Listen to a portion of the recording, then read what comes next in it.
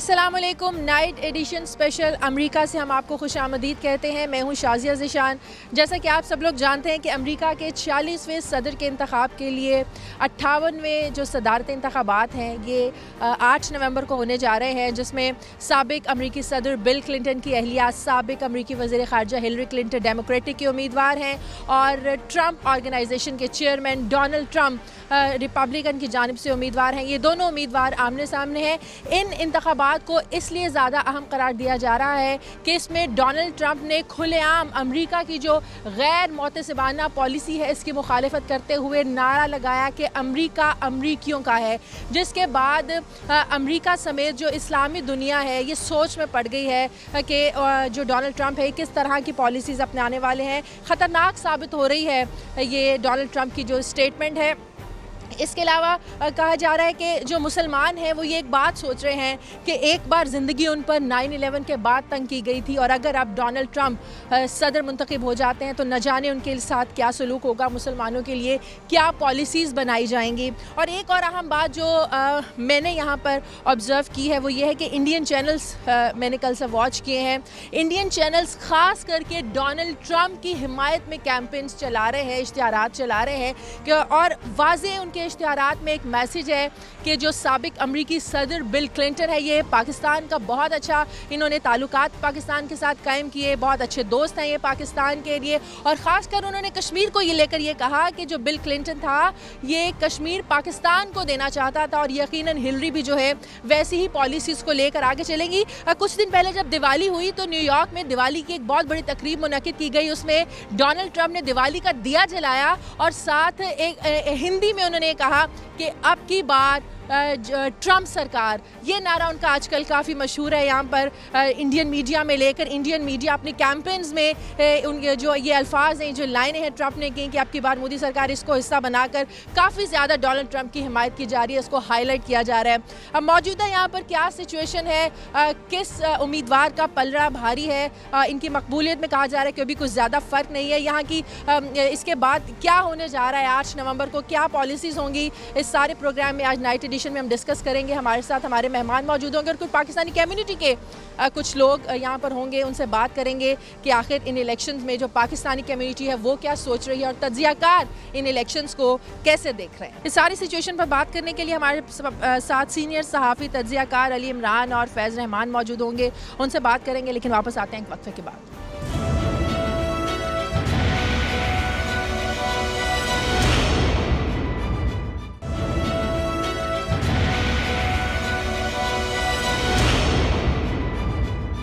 اس وقت میرے ساتھ موجود ہیں سینئر صحافی جرنلسٹ علی عمران. ان سے بات کرتے ہیں کہ جو ڈونلڈ ٹرمپ اور ہلری کی ریس ہے کس کے چانسز ہیں، کون اس ریس کو اپنے نام کرے گا. بہت شکریہ علی صاحب. ہر طرف ہلری کلنٹن ڈونلڈ ٹرمپ ایک دوڑ لگی ہوئی ہے. میری بھی یہاں بہت سے لوگوں سے بات ہوئی، کچھ لوگ ڈونلڈ ٹرمپ کو ریسسٹ کہہ رہے ہیں کہ مسلمانوں کے حق میں ٹرمپ اچھا نہیں ہے. ہلری کی سوائے وہ جو ایک میل لیکس تھی اس کے علاوہ ہلری کا کوئی اسکینڈل نہیں ہے، کوئی اس میں ایسی بات نہیں ہے. تو آپ نے یہاں کی جرنلزم کو کافی زیادہ کور کیا ہے، کیا کہتے ہیں کہ کون سب سے آگے ہے اس ٹائم؟ دیکھیں، یہ ایک ایسا غیر معمولی امریکہ کی تاریخ کا الیکشن ہے کہ جس میں بہت سارے غیر معمولی پہلو ہیں. اس میں سے ایک پہلو یہ بھی ہے کہ دونوں کینڈیڈیٹس جو ہیں ریپبلکن اور ڈیموکریٹ، یعنی کہ ہلری کلنٹن اور ڈونلڈ ٹرمپ، ان کی پاپولر ریٹنگ بہت کم ہے اور ان کے اوپر ٹرسٹ بھی لوگ کم کرتے ہیں. لیکن پھر بھی اس الیکشن میں کیونکہ وہ دونوں امیدوار ہیں تو اس لیے اب کسی کو تو چوز کرنا ہے. جی، کسی کو چوز کرنا ہے امریکہ کو خاص طور پہ. اور آپ کو معلوم ہوگا کہ یہاں پہ جس انداز سے ایک دوسرے پہ الزامات کی بارش کی گئی، اس کے باوجود اب یہ ہے کہ یہاں پہ دو قسم کی باتیں ہیں. ایک تو ہے پاپولر ووٹ، ایک ہے الیکٹورل ووٹ. جہاں تک پاپولر ووٹ کا تعلق ہے تو اس میں یہ دونوں نیک اینڈ نیک، یعنی کہ بہت کلوز فائٹ ایک جاری ہے. جو یہ ریس ہے واقعی یہ ریس بن گئی ہے اور آخری اب میک اور بریک اور لاسٹ مومنٹس ہیں اور دوڑ رہے ہیں دونوں. تو اس کے بعد جو اصل فیصلہ ہوگا وہ الیکٹورل ووٹس کی بنیاد پہ ہوگا. اچھا، بیسیکلی یہ ذرا کنفیوژن میں چاہ رہی ہوں لوگوں میں، یہ کنفیوژن نہ ہو. جو 8 نومبر کو بیسیکلی ووٹنگ ہونے جا رہی ہے، بیسیکلی فار الیکٹورل کالج ہے. اس دن الیکٹورل کالج ڈیسائیڈ ہوتا ہے، دین وہ الیکٹورل کالج ڈیسائیڈ کرتا ہے کہ جو بھی جس کے بھی امیدوار زیادہ ہوتے ہیں وہ اپنا پریزیڈنٹ نامینیٹ. جی بالکل صحیح.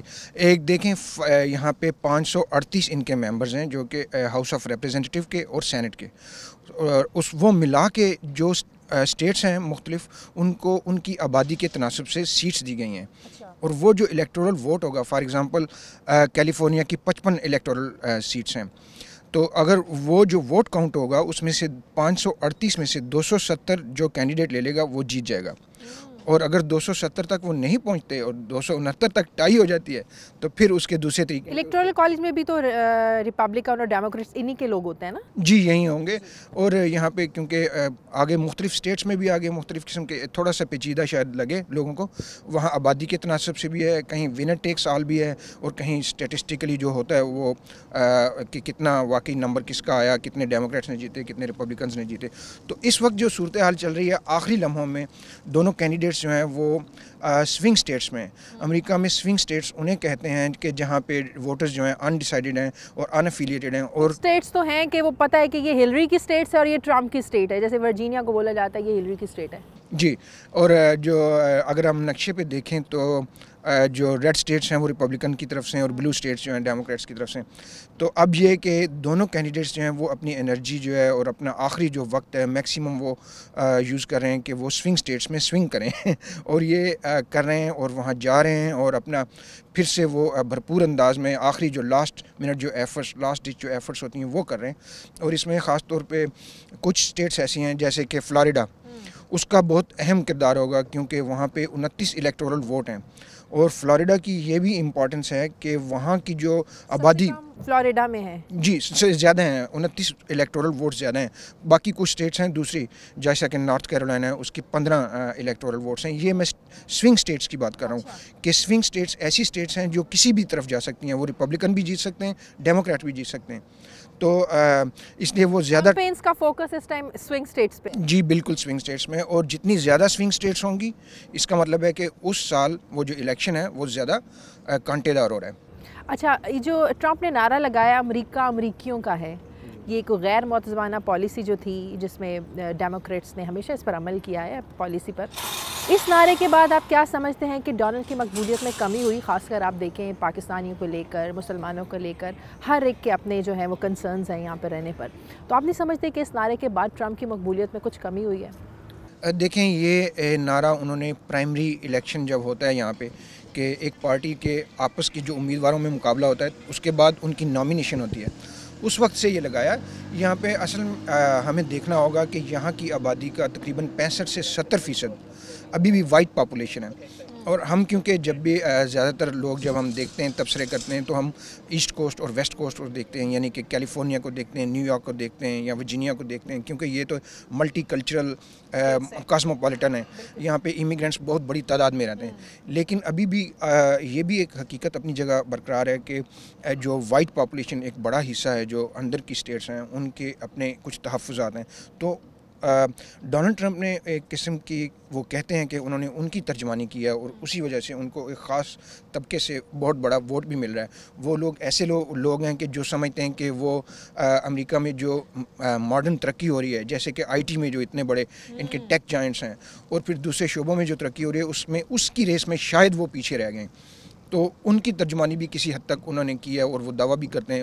اور دوسری طرف ہمیں دیکھنا ہوگا کہ ریپبلکن پارٹی کے اندر بھی ایک قسم کی سول وار چل رہی ہے. پہلے ہم نے دیکھا کہ یہاں پہ ریپبلکن پارٹی کے اندر ایک ٹی پارٹی بنی، ان کے جو اسپیکر ہے پون ریال وہ بھی ان کو سپورٹ نہیں کر رہے ہیں ٹرمپ کو. جی ٹرمپ نے جب پھر ٹرمپ کیونکہ یوز ٹو ہیں وہ ایسی باتیں کرتے ہیں کہ بڑے بڑے بلند دعوے کرتے ہیں، تو پھر ان کی پارٹی سے بھی مخالفت آنا شروع ہو جاتی ہے. جی ان کی پارٹی سے جان مکین، پال رائن، بڑے بڑے ان کے لیڈرز جو ہیں ریپبلکنس، کیونکہ انہوں نے خود بھی الیکشن لڑنا ہے، انہوں نے اپنے آپ کو ان سے تھوڑا سا علیحدہ کر لیا. اور یہاں پہ ایون کانگریس کے جو الیکشنز ہو رہے ہیں ان میں بھی بہت سارے کینڈیڈیٹس نے اپنے ان سے علیحدہ کر لیا، لیکن پھر بھی ان کی ایک خاص طبقے میں ایک سپورٹ برقرار ہے ڈونلڈ ٹرمپ کی. صحیح. اچھا، امریکہ میں ایک بڑا اسٹرانگ پوائنٹ آف ویو ہے دہشت گردی کے خلاف جنگ، جو کہ ریپبلکن کے دور میں شروع ہوئی. جب بش آئے 2000 سے لے کر 2008 تک آپ دیکھیں دنیا کا اورا ہی بدل گیا، دنیا کا نقشہ ہی بدل گیا. اور بہت حد تک ڈیموکریٹس نے بھی ان کی پالیسیز پر عمل کیا جو جارج بش چھوڑ کر گئے تھے. تو اب اس سے کوئی فرق پڑے گا ان الیکشنز پر؟ دیکھیں اس میں ابھی دونوں کینڈیڈیٹس نے بات تو کی ہے کیونکہ اب ہم دیکھتے ہیں کہ انسداد دہشت گردی کا جو فوکس ہے وہ شفٹ ہو گیا افغانستان سے مشرق وسطیٰ میں، عراق اور شام میں، کیونکہ وہاں پہ مختلف قسم کے آرگنائزیشنز جو ہیں آئسس کی طرح وہ یعنی کہ لوگوں کے لیے انہوں نے مشکلات پیدا کی ہیں، وہاں پہ تباہی ہو رہی ہے، جنگ بھی چل رہی ہے، تو اس پہ انہوں نے بات تو کی ہے، لیکن یہ کیسے ہوگا آگے اگلے سال سے 2017 سے جب 20 جنوری کے بعد نیا امریکی صدر حلف اٹھائے گا، وہ کیا پالیسیز اپناتا ہے، پہلے تو یہ ڈیپینڈ کرے گا آئے گا کون آئے گا کون، اور جو بھی آئے گا وہ ان کی بریفنگز ہوں گی، پھر وہ اپنے پالیسیز جو بیانات دی ہیں ان کو اسیس کریں گے، اپنا پھر اگر وہ کچھ یوز کریں گے، اگر ویژن یوز کریں گے یا دوسرے ملکوں کے ساتھ مل کے چلنا ہے، علیحدہ چلنا ہے، کیونکہ امریکہ کو اس وقت بین الاقوامی سطح پہ اگر دیکھیں تو مشرق وسطیٰ میں بہت ساری تبدیلیاں ہیں، اور جو انہوں نے کیا ہے کہ بھئی ان کی پالیسی جو ابھی رہی ہے صدر اوباما کی، اس کے اوپر بھی دو قسم کے ویوز ہیں۔ ایک یہ ویو ہے کہ آپ کو وہاں سے ہٹنا نہیں چاہیے تھا، وہاں سے واپس نہیں آنا چاہیے تھا، آپ کی اتنی کلوز انگیجمنٹ تھی اس ریجن کے ساتھ کہ امریکہ افورڈ ہی نہیں کر سکتا، دنیا افورڈ نہیں کر سکتی کہ اس سے علیحدہ ہو جائے۔ پھر دوسری طرف کچھ لوگ کہتے ہیں کہ جی امریکہ کو اب علیحدہ ہونا چاہیے اور ان کانفلکٹس کا حصہ نہیں بننا چاہیے، اور ان کے ساتھ اس طریقے سے امریکہ اپنا کلوزلی الائن نہیں کر سکتا جیسے کہ پہلے کیا جاتا تھا، لیکن ابھی آپ دیکھیں کہ اب روس کو جگہ مل گئی ہے، وہ شام میں آ گیا، تو پھر اس طرح اور بھی بہت بڑے چیلنجز ہیں فارن پالیسی کے حوالے سے جو کہ نئے بالکل۔ ہمیں اس ٹائم فیض رحمان صاحب نے جوائن کیا ہے، سینئر صحافی، سینئر جرنلسٹ، بہت شکریہ فیض صاحب آپ کا۔ امریکن الیکشنز پہ ہم بات کر رہے ہیں، ظاہر ہے انڈین چینلز کو بھی میں دیکھ رہی ہوں، انڈین چینلز کی کیمپینز میں ان کے اشتہارات میں نے ایک چیز دیکھی ہے جو واضح میسج دے رہی ہے کہ وہ ڈونلڈ ٹرمپ کو سپورٹ کر رہے ہیں۔ ان میں آپ نے ایک ایڈ میں حصہ دیکھا ہوگا، جب پچھلے دنوں دیوالی ہوئی تو ایک دیا بھی جلایا یہاں پر ڈونلڈ ٹرمپ نے اور کہا کہ اب کی سرکار جو وہ ٹرمپ سرکار یہ نعرہ لگایا ہے انہوں نے، تو ایک اب ہم یہ کہہ سکتے ہیں کہ انڈین کمیونٹی کا زیادہ وہ ٹرمپ کی طرف ہوگا۔ دیکھیے جس طرح کہ پاکستان ہے اور امریکہ ہے، بہت بڑے بڑے ملک ہیں، امریکہ بھی بہت بڑا ملک ہے، اور اس طرح سے انڈیا ایک بہت بڑا ملک ہے۔ انڈیا کسی ایک مخصوص کمیونٹی کا، مخصوص مذہب کا ملک نہیں، جیسے کہ ہم سمجھتے ہیں انڈیا میں کوئی 200 ملین کے قریب، 20 کروڑ کے قریب مسلمان بھی رہتے ہیں، تو یہ کہنا ہے کہ تمام انڈین کمیونٹی ٹرمپ کو سپورٹ کر رہی ہے، وہ ایک میرا خیال ہے صحیح تجزیہ نہیں ہوگا، صحیح نتیجے پہ ہم نہیں پہنچیں گے اس سے ایسے۔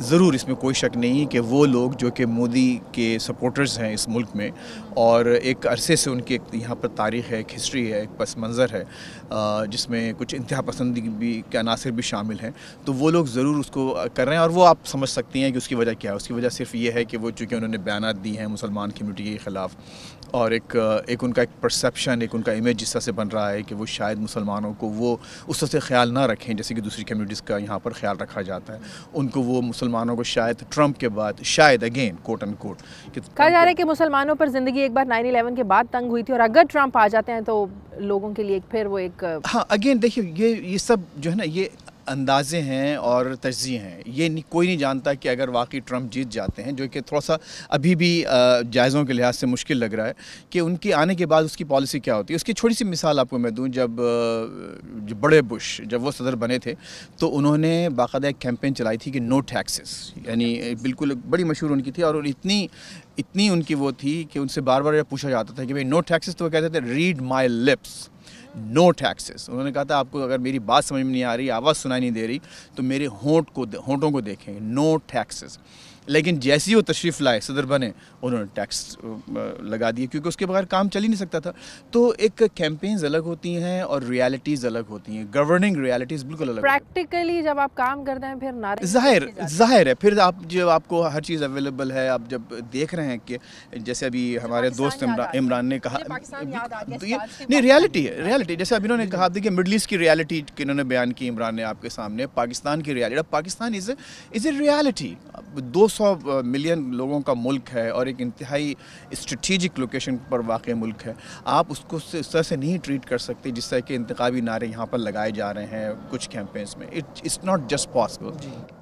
اور یہی جو فیض کہہ رہے ہیں، جیسا کہ کیونکہ الیکشن کیمپین جب ہوتی ہے تو لوگوں کو ایک گرمانا ہوتا ہے، گرم جوشی اور ووٹ لینا ہوتا ہے، پھر جب وہ صدر الیکٹ ہوتا ہے، وائٹ ہاؤس میں آتا ہے، اسے بریفنگز ملتی ہیں، اس کے ایڈوائزرز ہوتے ہیں، اس کو دنیا کے ساتھ چلنا ہوتا ہے، اس کو جو پاپولیشن کے مختلف سیگمنٹس ہیں ان کا خیال کرنا ہوتا ہے، اکانومی کو دیکھنا ہوتا ہے، تو ایک یکسر کہہ سکتے ہیں کہ مختلف دنیا ہوتی ہے الیکشن کے بعد اور پہلے. اوباما کا آپ دیکھیے نا, اوباما جب آئے تو کتنی ایک آئیڈیلسٹک ایک اس میں ایک کلائمیٹ میں آئے تھے کہ جی نا بس اب تو انقلاب آ گیا, اور انہوں نے جو بہت بڑا وعدہ کیا تھا گوانٹانامو بے کا, وہ آج بھی ایک ریئل, یعنی باوجود پوری قوت اور پوری طاقت کے ساتھ کوشش, میں نہیں کہتا کہ انہوں نے پوری کوشش کی, لیکن ایک جیسے کہ دیکھیے خود پاکستان کا بھی یہ حال ہے کہ اب آپ یہ نہیں کہہ سکتے کہ صرف نواز شریف صاحب جو ہیں ان کے پاس, یا صرف ایک آرمی چیف کے پاس, یا سینٹ کے چیئرمین کے پاس, یا اسپیکر کے پاس اتنی طاقت ہے ہر چیز کی کہ وہ جو چاہے کر سکیں. پاکستان جیسے ملک میں, حالانکہ وہاں ہم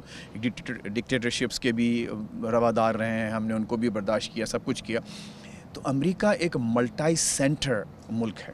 کہا جاتا ہے کہ امریکی صدر پوری دنیا کے لیے ایک بڑا پاورفل اور بڑا وہ ہے, ان کو سمجھا جاتا ہے, لیکن اپنے ملک میں اگر کچھ چینج کرنا ہے تو وہ جو 50 ان کی اسٹیٹس ہیں ان کی مرضی کے بغیر اب کچھ کر نہیں سکتے. نہیں ہے, اس میں کوئی شک نہیں کہ بہت پاورفل ہے اور بہت کچھ ہے, یعنی یہ سمجھ لینا کہ یہ بھی بہت ایک سادہ لوہی ہوگی, ہم یہ سمجھ کے بیٹھ جائیں کہ نہیں, کیونکہ ایک امریکی صدر ایسا ہے کہ کچھ بھی نہیں ہو سکتا تو لہٰذا جو ہے وہ کوئی پریشان نہیں, ایسی بات نہیں ہے, بہت اس سے ویری ویری پاورفل پوزیشن. لیکن اگر کوئی بہت ہی اسمارٹ آدمی آتا ہے اور he knows how to work with other power centres in the country, جیسے کانگریس کے ساتھ اور دوسرے جو ادارے ہیں, ایون تھنک ٹینکس کے ساتھ, میڈیا کے ساتھ, اگر سب کو ساتھ لے کے چل کے وہ کوئی پالیسی فارمولیٹ کرتا ہے, اور اس کی دیکھیے شازیہ جو کلاسک ایگزامپل ہے وہ انویژن آف عراق ہے. مجھے بریک لے لوں. جی بالکل. بریک کے بعد جب ناظرین واپس آئیں گے تو ہم آپ کو یہ بھی بتائیں گے کہ جو یہاں کی یوتھ ہے, بچے ہیں, عورتیں ہیں, وہ کس کو سپورٹ کر رہے ہیں, ان کا ووٹ کس کے ساتھ ہے. ایک چھوٹے سے وقفے کے بعد.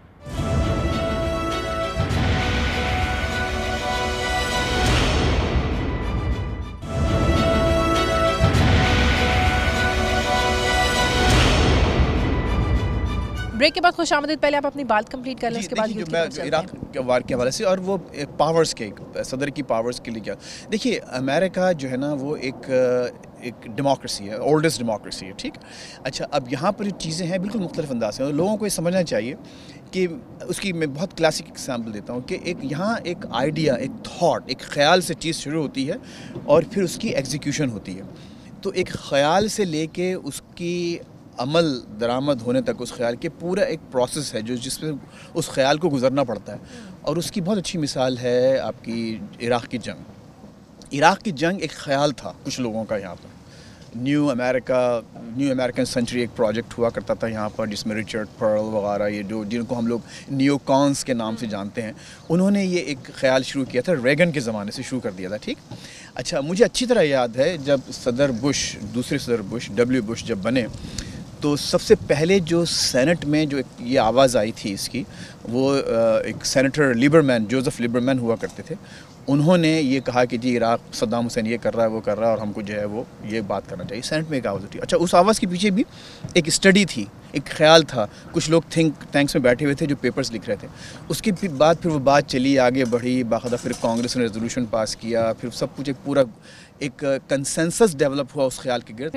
فائنلی جا کر جھوٹ سچ جو بھی تھا اس کی بنیاد پر جا کر حملہ ہوا. بالکل. تو یہ ہے کہنے کا مطلب کہ صدر جو ہے وہ ظاہر ہے بہت پاورز ہیں اس کے پاس, اصل فائنل اتھارٹی اسی کے پاس ہے, لیکن جب تک کہ وہ سب کو ساتھ لے کے نہ چلے اس وقت تک وہ چیزیں نہیں ہو سکتی. تو کم از کم ٹرمپ کے حوالے سے اگین میں یہ نہیں کہتا کہ ہم کو بہت سادہ لو کہ اس کو اگنور کر دینا چاہیے اس فیکٹ کو کہ yes he will bring lots of changes, but at the same time وہ پاورز نہیں ہوں گے ایک فرد واحد کو موجودہ کلائمیٹ میں کہ وہ اتنی ڈراسٹک چینجز جو کہ American values, American green, American philosophy اور امریکنزم کے خلاف ہوں. تو میں سمجھتا ہوں کہ وہ جی. اور آپ نے جو بات کی اس کا دیکھیں, امریکہ کا جو صدر ہوتا ہے وہ سب سے بڑا امتحان ہوتا ہے لیڈرشپ کا, کہ نہ صرف اسے اپنے اتنی بڑی اکانومی ہے, اتنی بڑا پولیٹیکل سٹیکس ہیں اس کے, اور انٹرنیشنل اس کی لیڈرشپ ہے, اس کو ساتھ لے کے چلنا ہے. اچھا, اکانومی کی آپ نے بات کی, یہاں پر جو سرمایہ دارانہ طبقہ ہے وہ تو ٹرمپ کی طرف ہے, ٹرمپ کو سپورٹ کرتا ہے. نہیں, تقریباً ایسا نہیں ہے. زیادہ تر تو کیونکہ آپ کو معلوم ہوگا کہ ہلری کلنٹن پہ بہت سارے الزامات بھی لگے کہ وہ پرو وال اسٹریٹ ہیں. وال اسٹریٹ یعنی کہ سمبلائز کرتی ہے یہاں پہ کہ جو آپ کہہ رہے ہیں کہ وہ ریچ جو طبقہ ہے. تو اس میں اپنے دوست عمران کو, ابھی کل کی بات ہے کہ سٹی کارپ جو سٹی بینک کا جو بہت بڑا گروپ ہے, اس نے باقاعدہ آفیشیل بیان اسٹیٹمنٹ جاری کیا کہ اگر صدر منتخب ہو جاتے ہیں ٹرمپ تو کوئی 4 سے 5% مارکیٹ گر جائے گی. اچھا، لیکن ہسٹری بن جائے گی دونوں میں سے کوئی بھی آپ پریزیڈنٹ منتخب ہوتا ہے. ہلری بنتی ہیں تو ظاہر ہے ایک خاتون پہلی بار صدر بنیں گی، اور اگر ٹرمپ صدر بنتے ہیں تو کہا جا رہا ہے کہ امریکی تاریخ میں پہلے بزنس مین سرمایہ دار بل آؤٹ سائڈر ہوں گے جو بنے. دونوں صورتوں میں ہسٹری بننے جا رہی ہے. جو پہلے آپ جو بات کرنی تھی وہ یہ تھی کہ یہاں پہ امریکہ کی جو جمہوریت کی خوبصورتی اور اس کا حسن ہے وہ ہے کہ یہاں پہ بیلنس آف پاور ہے. یہاں پہ پاور سینٹرز ہیں اور کانگریس کیپٹل ہل یعنی کہ اس کے پاس بہت سارے اختیارات ہیں.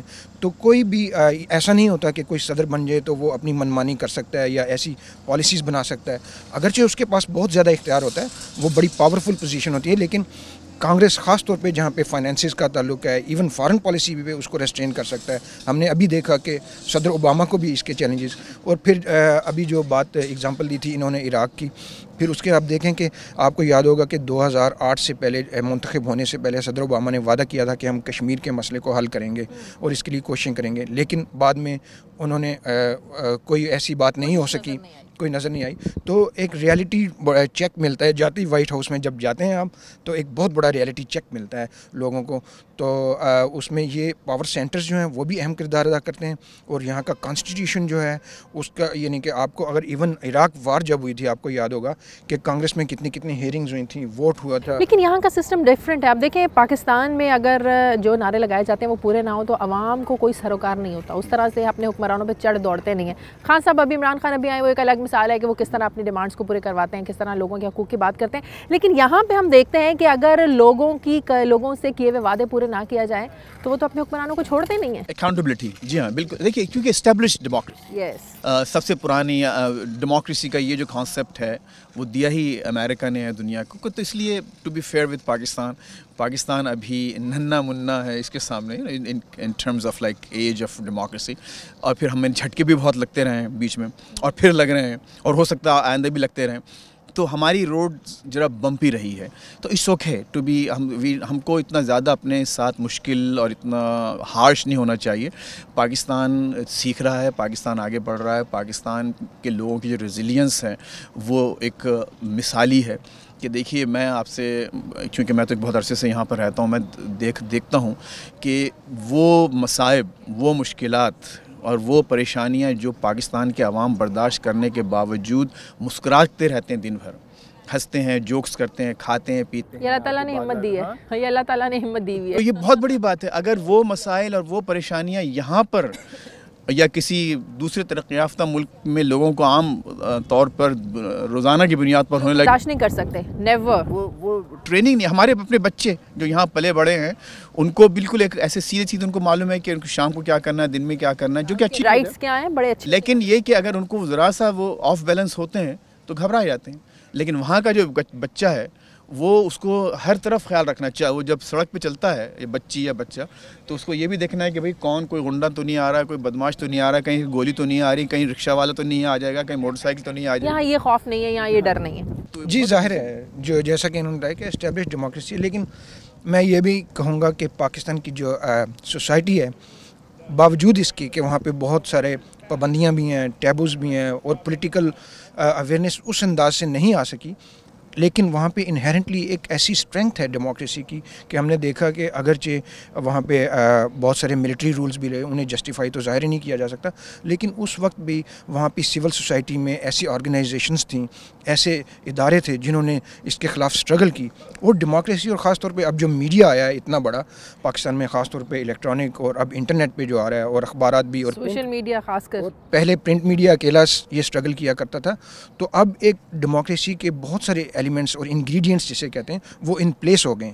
تو پاکستان اس وقت ظاہر ہے کہ اتنے بڑے چیلنجز تو اس کو درپیش ہیں، لیکن ایک جمہوریت کے ناطے سے اور جمہوریت کی حیثیت سے اس کے بڑھنے کے کافی چانسز ہیں. پاکستان کی گھٹی میں پڑی ہے جمہوریت. دیکھیے پاکستان بنا ہی جمہوریت کے نام پر ہے، ووٹ کے ذریعے بنا نا. اچھا پھر اب جیسے انہوں نے کہا کہ ظاہر آمریت کو دیکھیے، لیکن برداشت نہیں کیا لوگوں نے. ایون ایوب خان جو پہلے آمر تھے پاکستان کے، وہ بھی بنیادی جمہوریت کے سسٹم کے بغیر نہیں چل سکے. حالانکہ وہ پہلی دفعہ بالکل ایک لوگ پریشان تھے، یہ کیا ہو گیا، chief martial administrator martial law گیا، نہیں جانتے تھے لوگ، لیکن اس کے باوجود بھی ان کو سول سوسائٹی کو ساتھ ملانا پڑا. کوئی نہ کوئی سمبلنس آف ڈیموکریسی ضرور رکھنا پڑے. اور یہ آپ ہر ایک میں دیکھ لیجئے، ہر عامر کے ساتھ یہ رہا. ضیاء الحق جو ہے ان کو مجلس شورا بنانی پڑی، سب کو ساتھ لے کے چلنا پڑا. مشرف ریفرنڈم کے بغیر آگے نہیں بڑھ سکے. اس کے بعد انہوں پارٹیز انہوں نے بنائی، جو کچھ بھی کیا، کنگز پارٹی وغیرہ. تو پاکستان کے عوام کی گٹھی میں جمہوریت ہے، اور میں سمجھتا ہوں کہ وہ ابھی انشاءاللہ جو ان کا سفر پروان چڑھ رہی ہے، جی موقع مل رہا ہے. اچھا، کسی بھی ملک کی جو یوتھ ہوتی ہے علی عمران صاحب، وہ بڑا اہم رول پلے کرتی ہے، اسپیشلی جب اس طرح کے الیکشنز ہوئے لیڈر کو چننے میں. تو یہاں پر جو میں نے بھی کچھ لوگوں سے پوچھا بھی، بات بھی ہوئی، تو ہلری نے یہاں کی یوتھ کے لیے بڑی ایک اٹریکشن دی ہے، وہ ہے یوتھ لون، کہ اس کو بڑا ایزی کریں گی. جو آپ کا ایجوکیشنل لون ہے اس کو اچھے اس کے لیے وہ پروگرام لے کے آئیں گی، اچھی پالیسیز لے کے آئیں گی. تو آپ کو لگتا ہے کہ جو یہاں کی یوتھ ہے وہ ساری ہلری کے ساتھ ہے ان کی ان پالیسیز کی وجہ سے؟ کیونکہ آپ کو پتہ ہے یہاں پر بہت سارے جو اسٹوڈنٹس ہیں وہ اسکول کے بعد نہیں جا سکتے، ہائر اسٹڈیز نہیں کر سکتے. اس کی وجہ یہ ہے کہ بڑی ایکسپینسو اسٹڈیز. تو آپ کو لگتا ہے کہ یہ بھی ایک پاپولیرٹی کی وجہ ہے یوتھ میں؟ جی، یہ ایک میں سمجھتا ہوں کہ ڈیموکریٹک پارٹی میں اور امریکہ کے الیکشن میں سینیٹر برنی سینڈرز کو ایک بڑا کریڈٹ دینا پڑے گا کہ انہوں نے جو یوتھ کو مسائل تھے ان کو ساتھ لیا ہے. کیونکہ وہ ایسی باتیں کرتے تھے کہ اس سے جو ینگ لوگ جنہیں کہ ملینیلز کہتے ہیں یہاں پہ، وہ ان سے انسپائر ہوتے تھے. اب یہاں پہ اور اس کے مطابق پھر ہلری کلنٹن نے اپنی پالیسیز کو مولڈ کیا، اور اب انہوں نے کہا کہ میں ینگ لوگوں کو، جو خاص طور پہ یہ جو لون کے اور کریڈٹ کے مسائل ہیں، کیونکہ یہاں جب ایجوکیشن کالجز اور یونیورسٹیز میں حاصل کی جاتی ہے تو بہت مہنگا خرچہ آتا ہے اس پہ، اور بائی دا ٹائم کہ اسٹوڈنٹس جو ہے گریجویٹ کرتے ہیں وہ آلریڈی انڈر ڈیٹ ہوتے ہیں.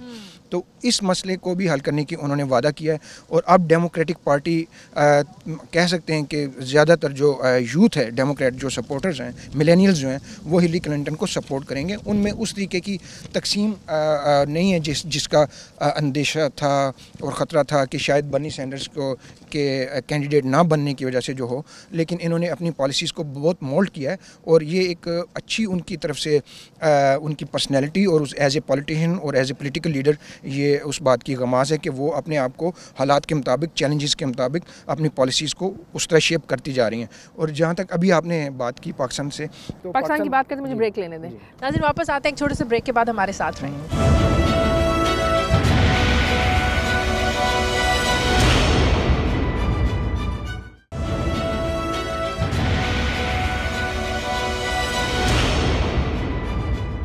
بریک کے بعد خوش آمدید.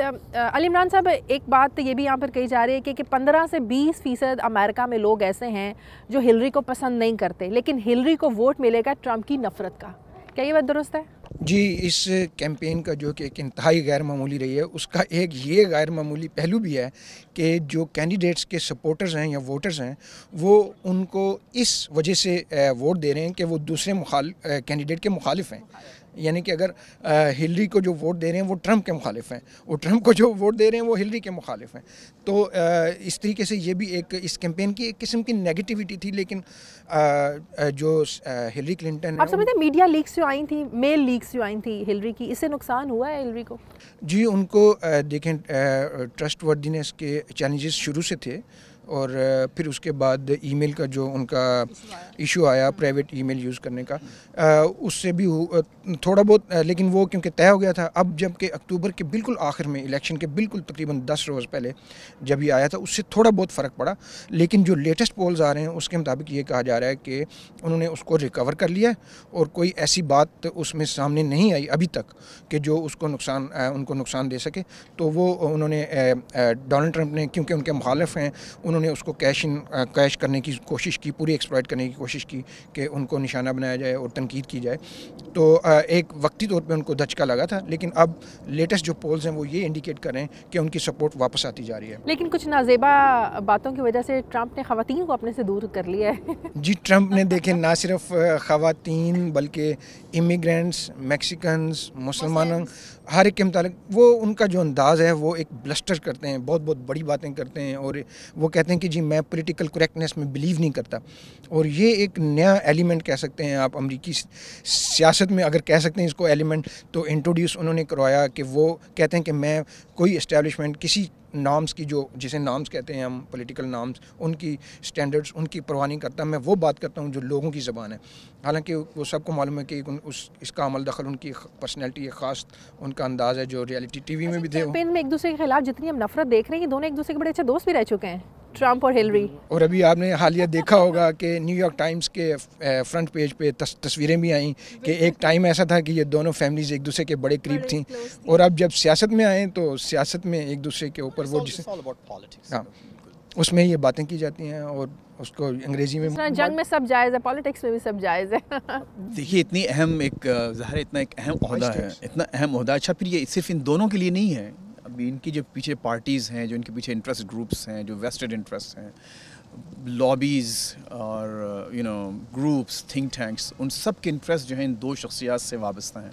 तो जैसे बाज़ लोग कहते हैं जी कि ऐसा कैसे हो सकता है कि ट्रम्प साहब ने ऐसी बुरी बारी बातें की हैं, उसके बावजूद भी पार्टी उनके पीछे खड़ी है और अभी भी लोग उनको वोट दे रहे हैं। लेकिन उनकी अपनी पार्टी में मुखालिफत है ट्रम्प है, लेकिन आप देखें ना, सेनेटर क्रूज, जो टेड क्रूज, और उनके अपने मुखालिफ थे, जो स्पीकर भी हैं कांग्रेस के, हाँ, उन्होंने उसको, हाँ, बाकायदा भी उन्होंने उसको वो एंडोर्समेंट अपना वो पुल तो नहीं किया, लेकिन ज़ाहिर क्रिटिसाइज़ किया और बहुत खुल के उनकी सपोर्ट नहीं कर रहे। लेकिन जो एक बहुत क्लासिक एग्जांपल है वो है सेनेटर टेड क्रूज की, जो कि इनके मुखालिफ थे, इनके साथ खड़े हुए थे, और जिन्होंने के कन्वेंशन में इनको एंडोर्स नहीं किया। उन्होंने कहा मैं एंडोर्स नहीं करता, लेकिन अब बाकायदा उनकी कैंपेनिंग कर रहे हैं क्योंकि पार्टी अब साथ है। अब ये मामला ट्रम्प और हिलरी से निकलकर अब डेमोक्रेटिक और रिपब्लिकन पार्टीज़ का मामला है कि किसके पास सदारत आती है। मुझे याद है शाजिया कि वो हुआ ये था कि बॉब डोल ने एक टीवी डिबेट के दौरान क्लिंटन को बहुत ही मामूली से अंदाज से, बहुत ही दबे लफ्ज़ों में कहा कि देखें ना, इनके मामला कुछ लिबरलिज्म का मामला भी है, जिसको फिर नेक्स्ट डे के अखबारात ने बहुत ही उछाला था कि भाई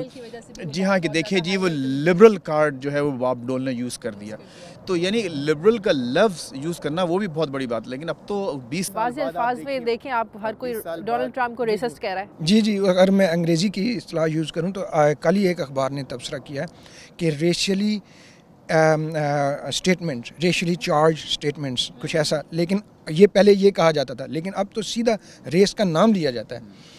तो ये जो कैंपेन, अच्छा, ट्रम्प कुछ ऐसी बातें करते हैं कि वो फील होता है कि वो शायद खुद ही अपने जो है ना वोट उसको नेगेटिव कर रहे हैं। अब जो मैंने भी पढ़ा, जो देखा कि 3 मिलियन लोग हैं, उन्होंने ओबामा की जो हेल्थ इंश्योरेंस उनका जो पॉलिसी थी उसको इस्तेमाल किया, और ट्रम्प ने अपनी कैंपेन्स में कहा है कि मैं सबसे पहले आकर ये ओबामा हेल्थ केयर जो है ना, इस सिस्टम को जो है ना वो ख़त्म करूँगा। देखिए, लोगों के लिए हेल्थ, एजुकेशन, उनके जो बेसिक राइट्स हैं, उनसे इंपॉर्टेंट कोई चीज़ नहीं है। जब ट्रम्प ऐसी बातें करेंगे तो आपको नहीं लगता कि वो खुद ही अपने वोट को अपने खिलाफ कर रहे हैं, लोगों के वोट को? शाजिया, सियासत में जो है ना, मेरा और आपका वेंटेज पॉइंट डिफरेंट है बनिस्बत उम्मीदवारों के। अब खुद पाकिस्तान की मिसाल लीजिए, हम समझते हैं कि जी इमरान खान ऐसी बात कैसे कर सकते हैं, या नवाज़ शरीफ ऐसी बात कैसे कर सकते हैं, या भुट्टो साहब ने ऐसा कैसा कह दिया।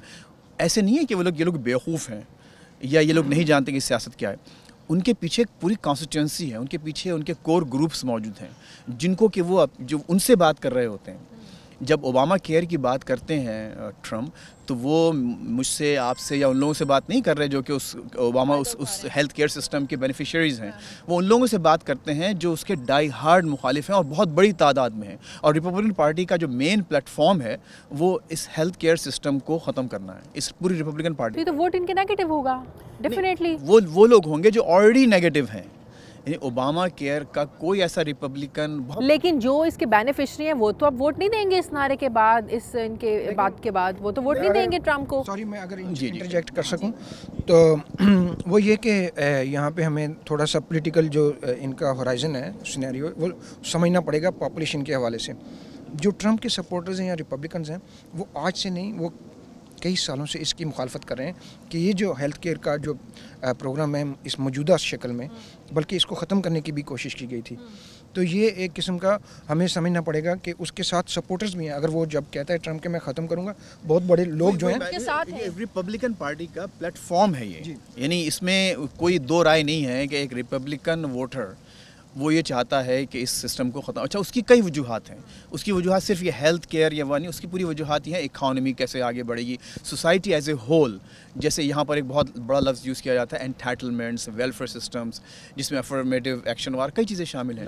جی ہاں, تو وہ اس میں اس کا ایک ووٹر ہے, اور ریپبلکن پارٹی کا پلیٹ فارم یہ ہے کہ اس سسٹم کو ختم کیا جائے. بلکہ انہوں نے قسم کھائی ہوئی ہے باقاعدہ سینٹ میں اور ہاؤس آف ریپرزینٹیوز میں کہ جی ہم تو پہلے دن اس کو ختم کریں گے. اور اوباما کیئر یعنی ہیلتھ کیئر سسٹم جو ایکٹ ہے, افورڈیبل ایکٹ کیئر ایکٹ, تو وہ اس پہ آپ میرے خیال میں واحد ایکٹ ہے جس کے خلاف کوئی 50 یا 60 ڈفرنٹ اٹیمپٹس ہو چکے ہیں کانگریس میں اس کو ختم کرنے کے. اسٹیٹ لیول پہ بھی اپوزیشن ہے. ہاں اسٹیٹ, تو وہ ایک بہت ہی پاپولر نعرہ ہے ریپبلکن پلیٹ فارم کے لیے. صحیح. آپ جانتے ہیں دنیا میں بڑی تبدیلیاں ہو رہی ہیں, کل کے دوست آج کے دشمن بن رہے ہیں, کل کے دشمن آج دوست بن رہے ہیں, ریجن میں بہت ساری تبدیلیاں ہو رہی ہیں. آپ کو لگتا ہے کہ ان سب پالیسیوں کا انتظار ہے پوری دنیا کو, جس طرح امریکہ رول کرتا ہے, کہ ٹرمپ کا صدر بننا, صدر منتخب ہو جانا, یہ دنیا کے لیے کیا میسج ہوگا؟ یہ دنیا کے آج واشنگٹن پوسٹ میں ایک بڑی انٹرسٹنگ ڈیٹیل سٹوری چھپی ہے جس کے مطابق یہ کہا جا رہا ہے کہ دنیا کے جو لیڈرز ہیں اور جو لوگ ہیں وہ امریکی الیکشن کو دیکھ رہے ہیں اس طرح کہ آگے فیوچر میں کیا ہوگا, اور اس سے بہت ساری باتیں سیکھ بھی رہے ہیں. اب کیونکہ وہ جو ہم پہلے بات کر رہے تھے کہ امریکہ کی engagement since second world war سے لے کے اب تک جو اس کی لیڈرشپ جو اس کو ملتی ہے, نہ صرف ہم اس کو یونائٹڈ نیشنز میں, دنیا کے تمام فورمز میں, اکانومی, پالیٹکس, ڈپلومیسی, اس میں امریکہ کا ایک جو کردار ہے, تو امریکہ کا کردار اگر تھوڑا سا بھی سلائٹلی بھی چینج ہوتا ہے جیسا کہ ہم نے مڈل ایسٹ میں دیکھا, تو اس سے بہت بڑی امپلیکیشنز آتی ہیں. دوسرا یہ کہ امریکہ کی اکانومی کے ساتھ اکانومی دنیا کی جڑی ہوئی ہے. اگر امریکہ کسی ملک سے امپورٹ کرتا ہے چیزیں تو وہاں کام ہوتا ہے, اس کی فیکٹری دوسرے ملک کی اس طرح چلتی ہیں کہ امریکہ اس سے امپورٹ کرتا ہے. تو اسی طرح آپ دنیا میں سب سے بڑی اگزامپل دیکھ لیں چائنا کی, کہ چائنا میں اتنی بڑی جو پروڈکٹس ہیں جو ایکسپورٹ ہو کے امریکہ میں آتی ہیں, تو وہ چائنا کی اور اس کی یعنی کہ گتھم گتھا ایک دوسرے سے جڑی ہوئی ہیں, انٹر ڈپینڈنٹ ورلڈ ہے. تو اس میں تو کوئی شک ہی نہیں کہ امریکہ کا الیکشن اس حوالے سے بہت بڑا. اچھا کچھ مسائل ہیں, فلسطین اسرائیل مسائل, کشمیر کا انڈیا, کشمیر کو لے کر پاکستان انڈیا کے مسائل, افغانستان, طالبان, ریپبلکنز ہوں یا ڈیموکریٹس ہوں, ان مسائل پر آج تک نہ تو کوئی بات ہوئی نہ ہی اس کے حل کے لیے کوشش کی گئی. بلکہ ریپبلکنز نے افغانستان کا جو حال کیا جب 2000 میں بش آئے, وہ پوری دنیا کا اورا اس کے بعد چینج ہو گیا, اس کے بعد حالات بگڑے ہی ہیں, سنورے نہیں ہیں. پاکستان اس سے بہت زیادہ افیکٹ ہوا آج ان پالیسیز کی وجہ سے. آپ سمجھتے ہیں کہ ہلری آئے یا ڈونلڈ ٹرمپ آئے, یہ مسائل ایسے ہی رہیں گے؟ دیکھیے ایک بہت پرانا واقعہ ہے, اب اکثر پاکستانی اس کو دہراتے ہیں کہ وہ محفل میں بیٹھے تھے, لوگ پوچھ رہے تھے کہ پاکستان کا کیا حال ہوگا. فیض احمد فیض صاحب بھی موجود تھے, میں مختصر کر کے بتا رہا ہوں. تو انہوں نے کہا بھئی یہ بتائیے اب کیا ہوگا, اب کیا ہوگا. تو فیض صاحب سے پوچھا کہ آپ بتائیے کہ کیا ہوگا. تو انہوں نے کہا مجھے تو ڈر یہ ہے کہ ایسا ہی چلتا رہے گا, تو دنیا ایسی چلتی رہے گی. ٹرمپ آئے یا ہلری آئے, ہاں اتنا مطلب میں یہ نہیں کہتا کہ ظاہر فرق تو بہت پڑے گا اس میں, میں بہت ایک سمپلیفائڈ ایک آپ کو ایک سینیریو دے رہا ہوں.